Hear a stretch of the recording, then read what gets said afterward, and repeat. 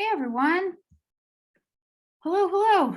I just came inside from power washing. And I don't know if anyone could see, I realized that I had those big sunglasses on today and it totally left me with raccoon eyes, but I kind of don't mind because now I don't look like I have like dark under eyes. So it works out. But if I look a little moist and frazzled, that's why. But I am, as per usual, excited to do this lesson. I know last week I was dealing with like a weird rash or whatever. So while I enjoyed it, I don't think that I rambled on. I gave you guys a lot of tips. I think it went on for like an hour. So today I'm going to try and keep that, keep time in mind, no weird rash, which is awesome. And be able to get to some of the hacks that I wasn't able to get to last week. So I have the chat pulled open for today. I want you guys to be asking as many questions as you can, because this, I have my basics written down, but I give my best hacks when I know the exact problem at hand. So if there is an issue you're hearing, like a situation that arises for you that you need a hack in, if you need some further clarification of something, definitely ask in the chat, because then that'll just add to this all. Okay, don't be shy. And as per usual, my allergies are kicking my ass, so hold on. I'm not even gonna mute it. It is what it is. So, first thing, did you guys like the hacks last week? Did you find yourself being able to utilize any of them, or did you have any issues with them? Last week, we covered different types of physical activity hacks. Let's see, we're pulling it up. We talked about the different activities like like swimming, yoga, rowing, hiking, modifying it to what you need, stress, how to not allow that excess stress to be trapped in our physical body, things like that. What did you guys think? And what hacks are you excited for today? Specifically food related.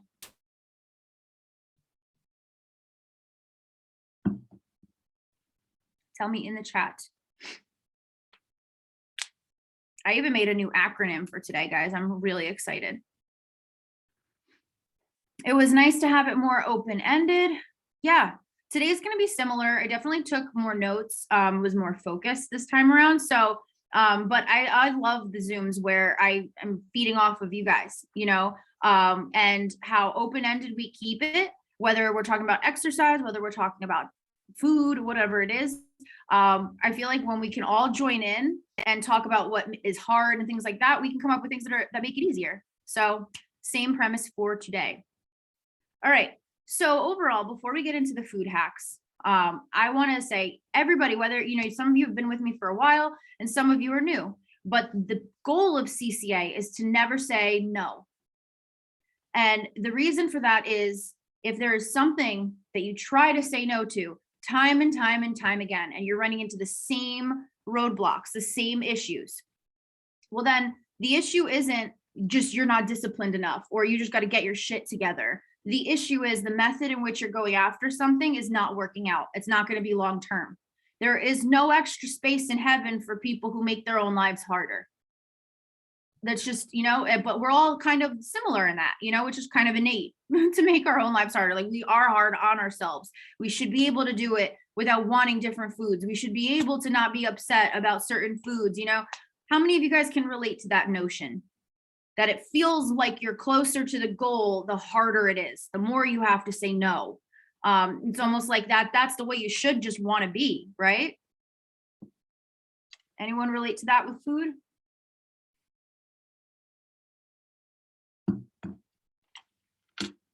But it's not about no, right? It's not, because if that was the case, diet numbers 3, 4, 5, 6, 7 wouldn't have all ended up in dust in the same manner. It wouldn't have made you miserable. So that being said, my hacks are not going to be coming from the place of substitution. I know we've said the word substitution, but this is all, my program is an evolution. And what I've come to realize is that term sucks. I prefer options. I prefer hacks. I prefer different foods, because if we have all different types of options available to us, and one option is yummy, and the other option is yummy. And one option that's yummy doesn't make you feel like shit, and one option that's yummy does, you'll have a lot easier of a time deciding which one you want.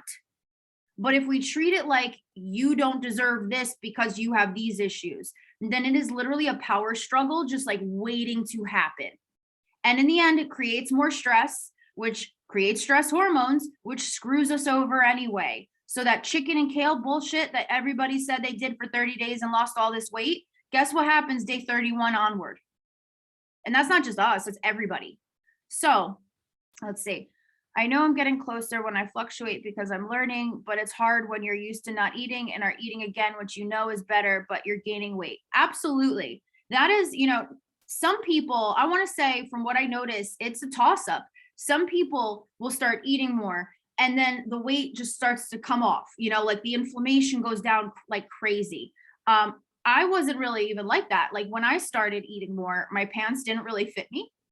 As you guys heard about my pandemic story, with the whole sushi and Prosecco thing, it really doesn't take much for me to just like go right up, so, and it's really, really nerve wracking when that's happening. However, it's because if a body is not used to being fed and metabolizing, not always does it get it. And it's almost like a dried out plant. As soon as it gets water, it's like, oh my God, thank you. It's back to life. Some people are, I'm not in that category. My body's like, whoa, whoa, whoa, whoa, whoa. This is a lot. We gotta process this. We gotta see what's going on here. Let's all just keep it right here for now until we do that. That's how my body acts. So it's definitely frustrating. I think that the other thing to look at is sometimes clients are in a state where we got to focus, whether it's a physical ailment that's causing it to be difficult to have accessibility to food, an emotional time that's making it difficult to even like get out of bed, whatever the case may be. It's important. What was that? Oh, it's important to just get them to eat more calories.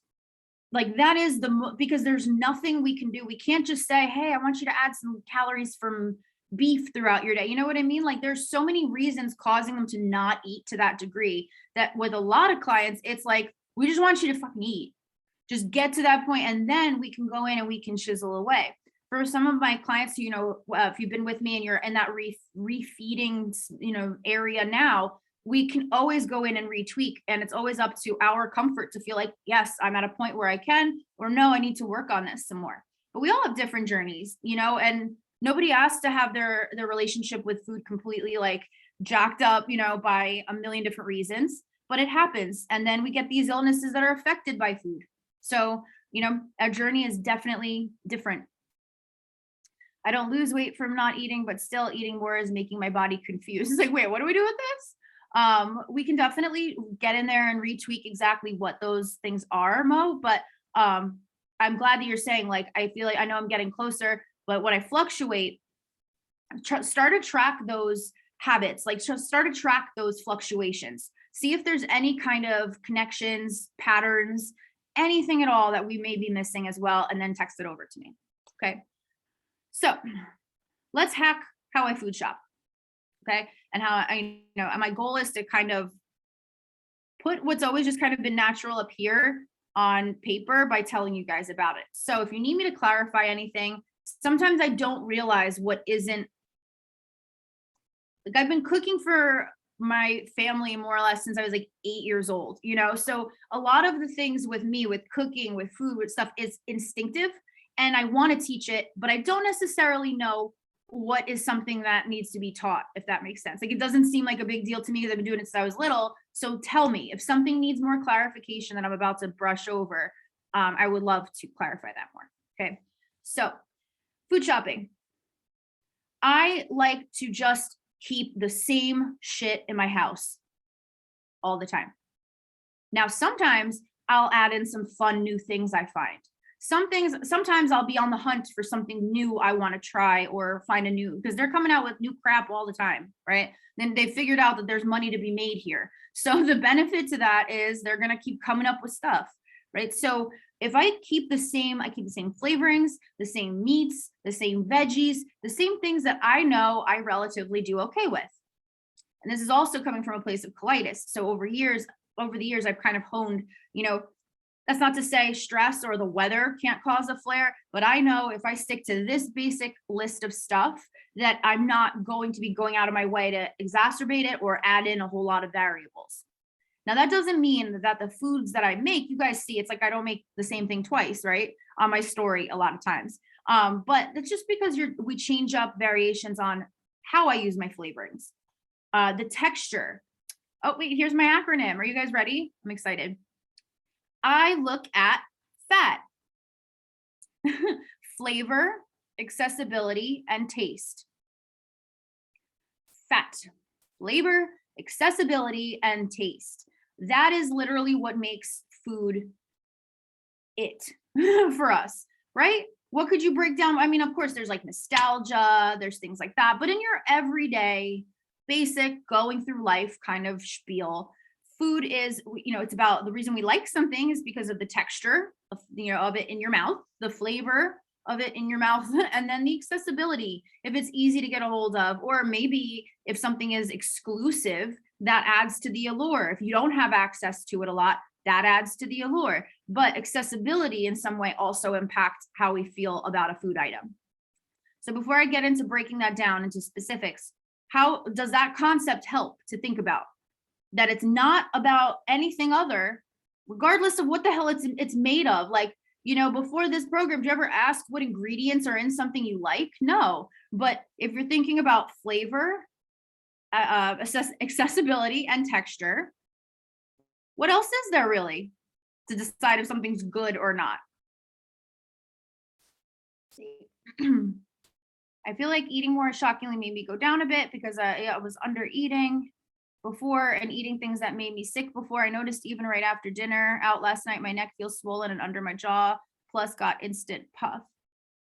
So when we dip sometimes, like if you go for a long time without eating a lot throughout the day or enough throughout the day, and then you begin to, your body, if you are one of those people that you notice that inflammation goes down really quick, your body is like that plant that's like, yes, thank you. But our bodies also learn from patterns. So every time we go back to not eating a lot, and then we come back out of that, your body can have a harder time processing that because it's like you're thinking of the ups and downs that you're doing. Our systems are very sensitive. So that's why I don't rush you guys. I don't push you guys to do extreme things, extreme changes, because it screws with our very sensitive systems. In the end, it's counterproductive. If we can do one thing consistently at a time that's good for our body, and we make sure, you all know, if you work with me, my cardinal rule, you got to be over 1,200 calories a day for anything to matter, right? If we're focusing on those things and staying consistent with that, you almost have more leeway with other things. But when you have an adrenal involvement, getting your body on and off and on and off, that getting enough fuel kind of makes it more sluggish each time, because bodies are very resistant to change. They crave consistency. Should I do the hypothalamus lesson? Those of you who've heard the hypothalamus lesson, it's kind of a wordy one. Tell me in the chat, should I say it now or should I put up a separate post about that?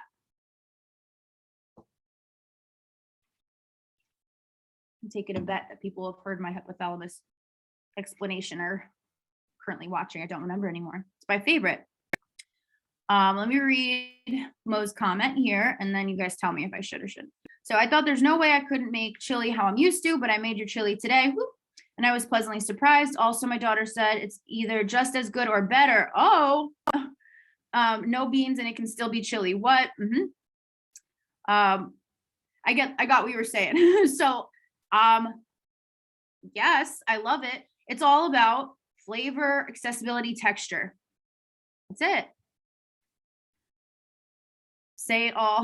Bethany from Real Housewives of New York. Okay. So the hypothalamus is a little almond-shaped gland in the brain, and its job is to keep you at a baseline of survivability.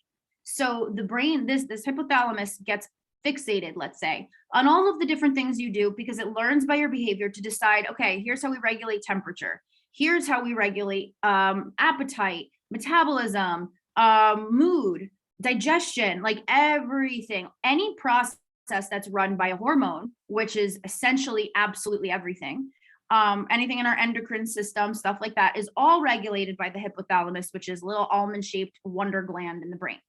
So now what happens is, as an example, your body communicates with your hypothalamus so that your hypothalamus can ask your body to release the hormones that you need for that certain function to happen. And it asks for it in a way that will keep you at that baseline of healthy survivability according to what the hypothalamus thinks. So an example, when our cells need more energy, they'll tell the hypothalamus will cue you up to release ghrelin. Ghrelin makes you hungry, you eat enough for your cells to feel like they've gotten their supply. They tell your hypothalamus cues up leptin. Leptin makes you full and you stop eating. That's just one process as an indicator. So this hypothalamus is just running control all day long, just trying to keep you alive, keep you sustained. When we do something, now this isn't even, I'm not even talking about hormone issues. This is just an average person. If they do something like an intense diet and or maybe they, just complete restriction, they stop eating, or maybe they get gastric sleeve surgery or something that causes a quick drop in what's being taken in, they will lose weight, right? They'll just drop it, whatever. Here's the thing though. The hypothalamus does not change its baseline of survivability quickly. It needs consistency over time to attach to a baseline. And your body, your metabolism can outrun it. So what do we think happens if somebody just gets the surgery or they're going through something, they stop eating, whatever? And again, this is not hormonal people. This is just your average, like beautiful metabolism having person, right? So they suddenly lose all this weight. What do you think happens when their hypothalamus wakes up and says, oh my God, what is happening? How much weight has been lost? Where is the food? We have to fix this. We have to get this all better. What do you think happens when your hypothalamus wakes up that day and realizes that you are no longer at your baseline?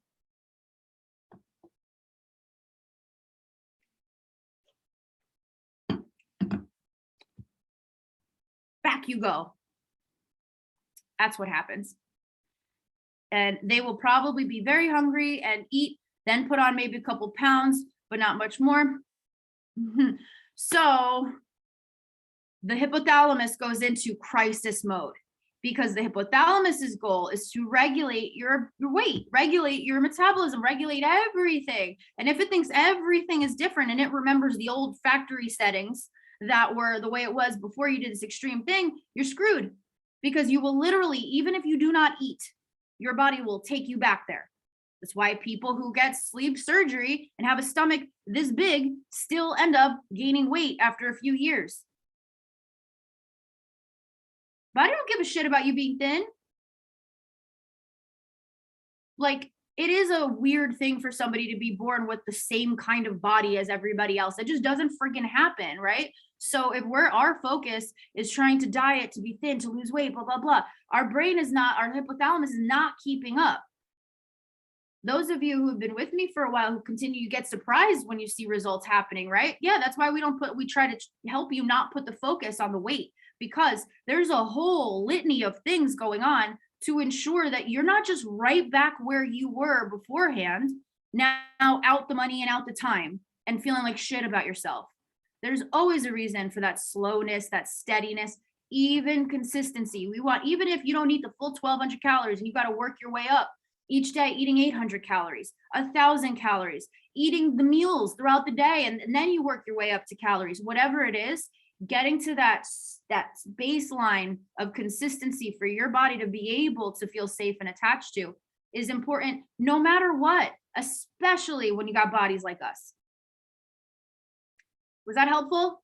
Worth the couple minutes to explain? Tell me your thoughts. I want to hear. This chat is way too quiet. So tell me your thoughts after hearing that.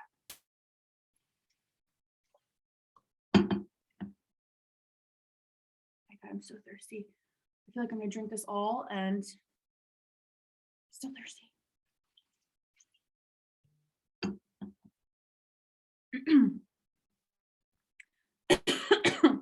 I met someone last night who got that surgery and lost 120 pounds. still guzzling beer, and all I could think was, oh shit, this isn't going to be pretty when his body wakes up. Because it's like, again, physically you're taking in less food. Okay. All right. Physically, your body is going through insanity, but it's going to catch up. It does. It's a 60% fail rate after 5 years. And that's not just amongst hormonal people. It just so happens that our doctors are the ones who try to shove it down our throats. So, and I mean, to some, it might be the most wonderful decision ever, because I do believe there is a certain point where it's like people are trapped, where it's like you can't fit, you don't have the physical ability to get to the point that you need to be at. So for that's one thing, but the aftercare available. Look at the before care available, the aftercare available to people who have had a sleeve surgery. It's like your stomach's smaller. You should just be getting skinnier. What the hell are you complaining about? It's a whole world of fucked up. Makes me uncomfy thinking about how it must be such a shock to your system and how achy it must feel. And the fact that they want you to eat like half of a handful of food is just, and it's honestly unhealthy. We do require more. A toddler requires 1,200 calories a day. 1,400 calories is what our organs require to function properly. How's that? 1,200 calories is just anything below 1,200, your body's not metabolizing anything. But 1,400 is really supposed to be like the threshold, the beginning of it all. It's what our organs need. We just live somewhere that pushes people to eat a medicine cup full of food a day because, like, screw you for being fat, right? So annoying. I had it offered to me, and I had doctors telling me that I'd be in less pain if I lost more weight, like at my current size. It just never stops. It's unreal. So, I try to make something that hits all of those qualities, right? So texture. Now we have a whole album in the classroom called Kitchen Confidence. Over the next couple months, we're going to be revamping the classroom as we're trying to get the book done. So we're going to be having just a full, I think I said this in one of the Zooms, like a full food classroom, just straight up food. I'm going to have a straight up like mindset section, all of that. But Kitchen Confidence was a great series we did. A bunch of you guys were here for that, I think. But it focused on the different facets of cooking, down to the anxiety of it, to the technicalities of it, everything. And a big thing about texture is how you prepare something. So I mentioned before, we keep the same ingredients on hand, right? We keep a bunch of different types of meats frozen, and that's on your own personal preference. I actually recently just discovered pork ribs, how easy they are to make. It's unreal. And that dish can be made, like, you could shred the meat off and make it into just another dish right away, like the next day, right? So I think of meats that I could use and buy enough of to kind of revamp it the next day for leftovers. So it's basics: chicken, ground meat, stuff like that. If you're a plant-based client in here, finding your gluten-free meat substitute of choice might be a little tricky, but you could text with us and we can help you come up with one. So you find your base meats, and then honestly, I'm not somebody who plans. I know it's shocking. It's shocking. I'm not very structured, but that's okay because my structure works. And if I try to limit myself to think I'm going to make this on this date, I'm going to get this for this, I'm going to flavor it like this, I don't know what the hell I'm going to want to eat on Wednesday. Like, I know that I have to have the stuff here so that I could still finagle it, but my taste that night, I might want something with sauce. I might want something grilled. I might want something simply flavored. I might want something more creamy. I don't know. I don't know about you guys, but I'm in the mood for different things each day. Some people, and I forever envy that, can eat the same thing every day and be fine with it. And that is wonderful. Figure out your menu for sure. I'm not that person as much as I tried to be. It's not where I feel the most comfy. So I change up the way that I cook it and the flavoring that I use amongst the same flavorings I always have, but I figure out the blend that I care to use that night with how I'm feeling. All I got to worry about is having it on hand and remembering to take it out of the freezer. So before I continue, thoughts on that so far? That's something I need to look into. I'm trying to cook more and try to get used to the texture of chicken, as weird as that sounds. It's not weird at all. What texture bugs you out? Because I love troubleshooting from what I don't like. Growing up neurodivergent as hell, I realized that we're not really supported to reverse engineer, but that is where I thrive. So reverse engineering back from something that's not working. I've done this with you guys in a lot of different ways, right? Like if you're feeling like shit or whatever, do it with your food. So if you can think about what you don't like about something and you can think about what you do like when you're eating foods, you can kind of mesh the two and figure out something that'd be palatable. So, oh, Jacqueline, I think chicken texture is a problem for lots of people. I can only eat like the kind of chicken tenderloin that literally breaks apart into flakes when you put a fork on it. Like I am very sensitive, or it's shredded chicken where it's like shredded white meat and there's no chance of fat or like any kind of weird sinew. I can't, if I had it my way, I honestly wouldn't eat meat. I don't healthy. Like I'm not healthy. I don't do it the right way. I just can't be bothered to. So I deal with it. So I fully feel you on the chicken texture because I am very picky. Chicken actually has the most bacteria in it of all meats, like of all. The way that the animals are like kept, I mean, it just is what it is, right? Like you could have this beautiful, pristine like farm and pasture and shit, and it's probably still going to be a problem. But in Japan, you can actually eat raw chicken. I can't. They like have chicken sashimi. Something about the way that they like the bacteria amongst their chickens or something, it doesn't happen. And their stuff's just generally like less processed because, we have a lot of freaking mouths to feed, So it's an evil that comes with it. My point, no matter how high you cook, no matter how much you do the Michelle and you overcook the shit out of your chicken because you're anxious about it, there's always going to be a certain level of bacteria on it. And that's why some people are sensitive to chicken no matter what, no matter how you eat it. If it gives you the runs, it might be that your stomach is sensitive to the amount of bacteria that is just going to be on chicken, domestic chicken. So the more you know. I hope I didn't ruin anybody's chicken dinner tonight, but I feel that. So that was rough. Okay. Now Mom asked me if I wanted tacos the other day and I told her steak and she actually got me chicken and I couldn't eat it. I feel like I'm usually out of energy before I even get home to make dinner and then I'll order something. Ordering could be converted, but also dinner does not have to be hard. You could get a rotisserie chicken. I know I just shit all over chicken texture, but you could get a rotisserie chicken and make like 75 different dishes within 15 minutes with the freaking rotisserie chicken. It's just about knowing how.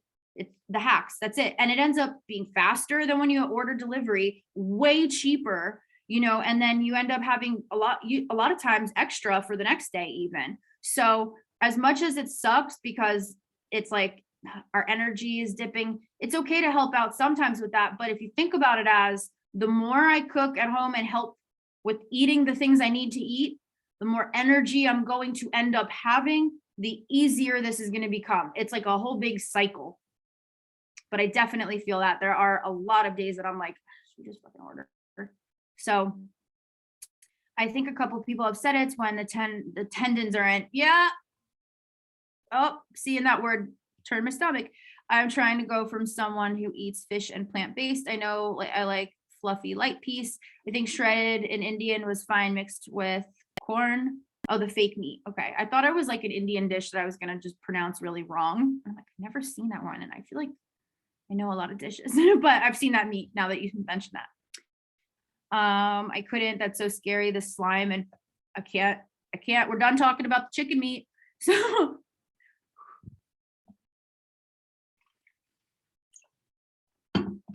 okay. So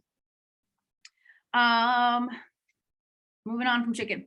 So when you have something like, I don't want to take up too much time because this is all laid out in Kitchen Confidence, but look for the video on texture and on food prep, meaning like the way you literally prepare something like in a pan, on the grill, in the oven or whatever, because there's so many ins and outs that I want to teach you guys. And I plan on it in a book. It's coming soon. But how you make it is all the difference. And it does not have to take a lot of time. I've like thrown a steak in a pan and like had it done in 10 minutes tops, and at the same time been microwaving my veggie sides and I'm sitting down to dinner, and again, it saves so much money. So Air fryer is great. I haven't had one since we moved because we forgot food in it. And then we got into the home buying, home selling process, which meant our house had to look like a showcase at all times. So we just did a lot of ordering out or eating somewhere else, like at parents' house or whatever, and literally forgot the food in the air fryer. And I open it up, and it was like a cheap one. It was like a little like $40 one you got at like Rite Aid or something. But I open it up and I look at it, and it was like the most foul science project I've ever seen. And my immediate reaction with the stress of the time was, I'm throwing this thing out. And I threw out the whole air fryer. It was so gross. So I need to buy a new one, and I just never gotten around to it. If you guys have any recommendations for air fryers, because I know most of you guys love that shit, and they've come a long way since the one that we had last time. So tell me your favorite air fryers. Air fryers are great for texture and speed. They're just very convenient. Okay. I allow myself to eat what I want, but tweaked for hormones. I don't keep things. This is going to be a controversial topic. I don't keep things in the house that I wouldn't want to eat. Meaning, like, if I know that I would want to eat it, but I would be pissed off if I did, because I know it's going to impact my hormones and it's not a worth it moment, I don't buy it to keep it in my home. Now, before everyone with kids is like, hold up. I am not the coach who likes to tell people things that are inconvenient. You know that about me. I really try to make it so that it's as easy and painless as possible. The mantra is not to say no, for God's sake, right? However, saying no to things you enjoy is different than allowing things that are probably, in all honesty, not the most super healthy for anybody to be taking in regularly beyond it being a treat in the house, especially you, to continue leaving that around just to make it harder on yourself to have to tell you, I have to avoid that. It's no, I should say no. I should not want it. Why are we wasting our time being so hard on ourselves? Why are we making our lives more difficult? Do you know how much faster you can get to a place of feeling good? And that's good for everybody. If those things, those obstacles, any obstacle that can be removed is removed, at least for now. Take that backpack full of bricks off your back. You got to walk up the friggin' hill. Again, there's no more space in heaven for people who made their lives harder while here. So if keeping fruit gushers in your house is a guaranteed way for the days that you don't eat till 3 p.m., seeing some fruit gushers and throwing a few back and being like, oh crap, why did I do that? If you know that happens, mitigate that risk. Why do we wear seatbelts? Why do we try to prevent anything? It's because if it's a situation that can go wrong, we don't want to be like, hey, let's roll the dice on this shit and see what happens. Hopefully I can just will myself out of it. And then, so here's what I wrote here. Well, how about kids and family? Most stuff we feel bad about not giving our kids, honestly, isn't the most wonderful thing for them to eat either, right? But beyond that, it's not a punishment. It's a lesson in working together to support each other. If one family member is sick, if having those fruit gushers around makes it harder on that sick family member, if that family member wasn't you, would it still really be around that much? Or would you try to find a good happy medium, even if that's difficult? I'm not saying any of this is easy, by the way. I'm oversimplifying it for the sake of time. But this is always an invite for a deeper convo between us one-on-one, so I could know the details of your situation. Just keep that in mind. I don't want to piss anyone off. But if you're insulin resistant, you're insulin resistant. Your pancreas don't give a shit about you wanting to eat those few fruit gushers and think you don't want little Johnny to feel bad about not having fruit gushers when you could find fruit gushers that all y'all can eat and you don't have to feel like shit. Nobody's going to be like, what a bad mom. And, but the other thing is it also teaches support for each other, right? Like a lot of us wish we had partners who are like, you know what, let's see, how can I help you? How can I be here to like support you through this? Let's make it easier. Let me learn how to eat stuff you can eat too. Where do you think those partners come from? Family units. And the more you can teach those, teach that that's okay, that doesn't mean that for some reason, while anybody else in your family would be worth the inconvenience, you're not. That's the lesson that's coming through, So, I mean, if your kids are emulating you, like if they're in that situation as an adult where they can't eat something, are you going to want them to feel bad or restricted or sabotage themselves or feel like they have to always say no? Or as your child, will you want them to feel safe and secure and having this be something they can adapt to? There's a lot of facets that go to it, you know? And then on top of that, then I hear also about money, right? But if you're buying two different kind of products, you're spending more money, right? Or if you're not buying two different kind of products, you're just trying to enjoy lettuce instead, right? So how many programs are you going to have to go through? How many different medical issues that cost money each time for the sake of not trying to find a happy medium in the long run? Is that as cost effective? I know it's easier to say that loaf of bread is $3, that loaf of bread is $7, but the $4 you're spending is so everybody can have less stress and feel good and get used to it, because kids get weird. I mean, aside from picky eaters, it's a whole other ball game, but majority of times kids get weird about what we get weird about giving them. You know, it's only like a diet food if we think it's a diet food, which brings me to my next point. We think that we're putting our kids on diets when we do this. No, because the goal is to eat as much as you want. The goal is to eat things that don't make you feel like shit. You know, the goal, that's really the goal. And the stuff that's not going to make you feel like shit isn't like some piece of crap Franken food, you know, whatever, just because it's got erythritol in it. Erythritol comes from fruit, you know? So all of these different types of things that we've told ourselves over time, like all of these fears, these things, they're basically like making just life harder on us. And it doesn't need to be that in majority of cases. Again, if you're situation specific, text me. But it's not the same as putting little Susie on Weight Watchers if you want to just have the type of bread at home that everyone can eat. You might be the only one feeling that. And if your kid is upset about not having a certain kind of thing, they're a kid. They'd be upset if they missed, you know, their favorite show that day. So it'll be all right. Or maybe it's okay to teach them that it'll be all right. You know, you're worth it. You're just as worth an inconvenience as any other member of your family would be, because you wouldn't even think of them as an inconvenience. You would just do what you could to support them. So it is okay to want that to be the gold standard in your family for everybody, including you. And if it's really difficult, having two different types of stocks of food, making different meals, not having things around that you can binge on if you forget to eat that day, those are real things that we go through. That's not just you being a shithead. So manage your risk and allow yourself a situation where you're not going to have to be stressed to maintain. It might not be forever.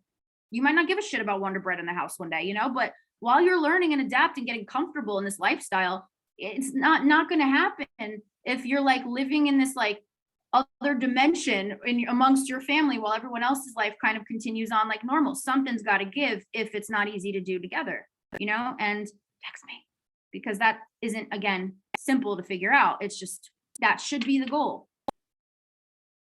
So let's see. I want to get to these ADHD hacks. Okay. So, last one, the worth it questions. They're huge. They are huge, because we forget so often what is truly worth it. And I'm not talking worth not getting skinny. I'm talking worth not seeing the results that you're paying to see in here, or we're not worth feeling like shit for a week afterwards, or not worth messing up on a presentation in a few days because you're flared up. We have a whole other set of priority when we're looking at these worth it questions.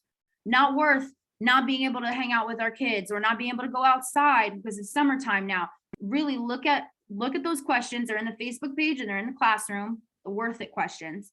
Look over them and imagine a situation where you were guilty about eating something. And those questions, and see, you might find there's some situations you could feel at peace with, and there's some situations you could learn from and say, it wasn't worth it. What could I do different? And that's really valuable to have that check-in with yourself that way. Okay, so ADHD hacks. So for my clients who do not have ADHD, just, man, you got neurotypical brain, sweet, utilize this because if it could keep us on track, you never know. You might really find something that you could utilize here. Okay, so this one's not gonna be as long as the rest of everything I went over, but attach routines to routines. I cram so much stuff in with my morning and my nighttime routine. And I don't mean I do a lot, like I'm running around. I'm more so like I have a theme for my morning and my nighttime routine. My nighttime routine is closing everything up, decompressing, calming down, detaching from my day, which is huge when you do something that it can be emotional, you know, taking on the work we do, the stories I hear from you guys, it could be a lot, you know. So my nighttime routine is really from my shower that you guys have seen on my Instagram stories. I have my galaxy light. I got, you know, I renovated that bathroom as like my escape from reality, essentially. You know, the music playing, you can recreate that. You know, get a shower head. They're cheap, believe it or not, on Amazon, and it can screw right onto a regular shower faucet, like $30 for an upgraded one, and it'll change your life. Just a shower head, you know. Take your time at night. If you catch your mind wandering to things that are due, it's 11 o'clock at night. What the hell are you going to do anyway? Schedule it for the morning. You know, I do my affirmations. What's a routine I attach to a routine? When it comes time for my quitting time, okay, we'll start there. 11 p.m. every night is my quitting time. I do not work after 11 p.m. If I've had certain emergency conversations with you guys, it is by case basis after 11 p.m.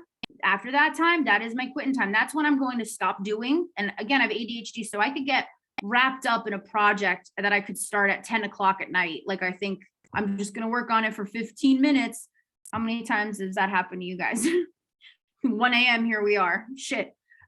So 11 p.m. I have my timer set. No matter what I'm doing, I wrap that project up and I get my ass in gear to go wash my face and begin my nighttime routine. If I'm showering that night, which lately has been every single night because we've been working outside. So if I'm showering that night instead of the next day, then what we do is my alarm goes off.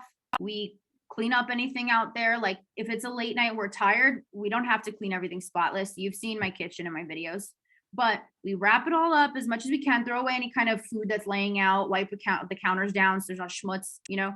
And then I start, you know, for showering, then I put my towels in the towel warmer, put my light on, I pick my playlist, and then smoke my joint.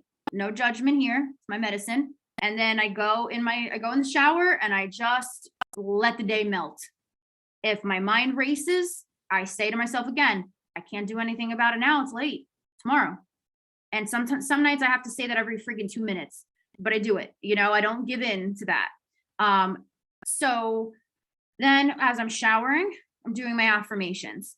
When I come out of the shower, Becca, I wish you could with your situation. And I for sure wish you could. Oh my God.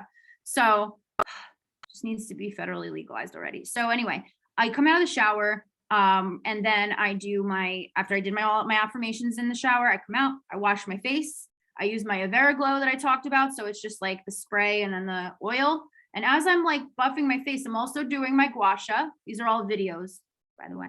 I do my gua sha with my cotton pad. So I'm moving around the excess fluid and everything. And, you know, I'm doing my affirmations again because it just helps me feel peaceful. And then when that's done, I make my spearmint tea. I drink it every night, and I'm giving it another like month before I'm going to make a post on it. But that spearmint tea shit they talk about is true. I'm just saying. So I make my spearmint tea. I get my Jello snack that I have pretty much every night, which is my 2 cups of sugar-free, like 2 little plastic cups of sugar-free Jello, sugar-free whipped cream, all smushed together in like a cup. Take it to bed. Sometimes I'll want more than that, and I'll have like, lately I've been really into the Good to Go bars. So good. The brownie one, the fudge brownie one. So I literally bring it to bed. And then as I'm in bed, like I take my pills out and I put them on my nightstand. I set my alarms right when I get to bed. So it's all clustered around the same thing. Then we have a timer set for the TV. We don't always listen to it, but we really try to. Or we'll say, okay, tonight we have to be up early, so we got to set like a 1 episode limit on the show. Again, doesn't always work, but we try. Okay. So then we're watching our show, we're unwinding, you know, my phone's all off on the distance, all plugged in and everything. And then my morning routine. Say my affirmations in bed. I do a little quick meditation where I think about my body from my toes up to my head. Like I literally think of like it sounds so weird, but if you do it, you'll understand. Close your eyes and think about, like, just imagine your toes right now. Like you can feel them, you be hyper aware of them, then move up to your feet, then your ankle, then your calf. One of my other clients says she does this and it like knocks her out, which is great. But for me, it wakes me up. Like it makes me feel attached to my body. I get up. I missed the part. Sorry, back it up. I'm somebody who can wake up real quick and then go right back to sleep real quick if need be. So I have medications that I take that have like certain time amounts. So my ADHD medication takes about an hour to kick in, and it can't be taken too close to my Levoxyl, my thyroid medicine. So because it can't be taken too close to my thyroid medicine, and then I know I can't eat for 2 hours after my thyroid medicine, what I do is I set an alarm for like an hour and a half-ish before when I want to wake up. And when that alarm goes off, I literally just wake up, take my pill out of my little pill case that closes because I have dogs, off my nightstand. I take my meds and I go back to sleep. And then it kicks in. And then I only have about like 45-ish minutes, like an hour or so before I can like really eat. And that's usually how long it takes me to like get up and get going. Again, I work for myself. So I structure my mornings essentially for myself. If you have a work schedule that does not afford you the ability to have this way of waking up, please text me so we can still find you one that works for you. But I'm hoping it's helping, just going over mine.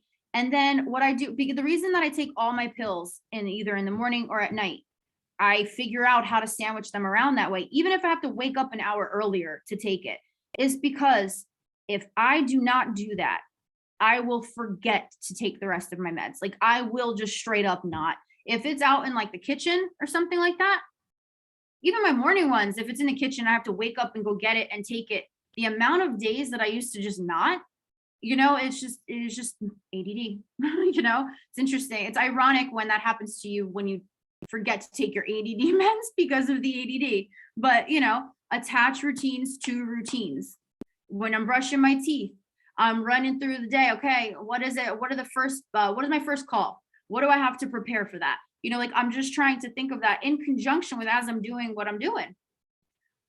When I'm eating my food in the morning, I'm taking out, like I make my morning toast with the cream cheese and I dunk it in my tea. I make an extra 2 pieces and leave it out. So I have it for later. Or I see, do I have dumplings for lunch? Like as I'm getting my breakfast together, I'm looking at my lunch at that time. Again, I work from home, so there's a flexibility to that. But attaching those routines is what's going to help, keep things clustered. You're less likely to lose things, like track of things, I should say. Breadcrumbs. I call sticky notes breadcrumbs. When you think about something, you don't want to forget it. Instead of sitting there and being anxious all day if you're going to forget it or not, instead of grabbing your phone because you should put it in a note, keep a sticky note with you. There is something about the psychology of getting a pen and tangibly like writing it down, physically, I should say, writing it down, that makes it stick more. It's about the way that our brain lights up when we're doing a physical movement and trying to remember something. So by writing it down on a sticky and placing that sticky where you're going to see it again, because we have object permanence, which means we forget it if we don't see it. So put sticky notes wherever. Who gives a shit if you look like a maniac? What's better, to be freaking stressed and running around feeling like you're behind the 8 ball all the time? What are people going to judge you for being too efficient and productive and organized? If they do, they're just jealous. So anyway, here's a big one. And I know I said I wasn't going to go an hour. I'm sorry. I just want to get these to you guys. Okay. So 2 things, and they're going to be quick. Rejection sensitivity. If you have ADHD, the chances are that you have a heightened rejection sensitivity. It's when you're perceiving being rejected or not included or judged or criticized, that perception causes a spike in stress hormones, and it comes across, it could be really like an adrenaline rush almost. And it makes us feel alienated and all that stuff, but it also causes a huge spike in hormones. And again, it's something that's very common with ADHD. Look this up, rejection sensitivity disorder. Okay, so whenever I'm feeling like no one actually likes me or I'm not included or whatever, I have a code word.